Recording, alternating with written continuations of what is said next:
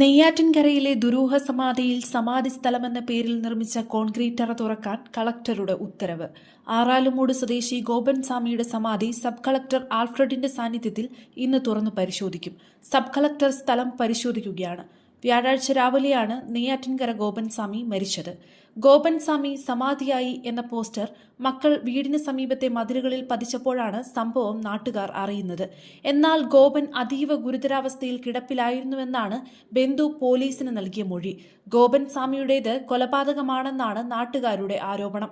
രാവിലെ 11 മണിയോടെ ഗോപൻ സ്വാമി നടന്നുപോയി സമാധിയായെന്നായിരുന്നു മകൻ രാജസേനന്റെ മൊഴി. സമാധിയാകാൻ പോകുന്ന കാര്യം പിതാവ് മുൻകൂട്ടി പറഞ്ഞിരുന്നുവെന്നും സമാധിയാകുന്ന വ്യക്തിയെ അടക്കം ചെയ്യുന്നത് ആരും അറിയാൻ പാടില്ലെന്നും കുടുംബം പറയുന്നു.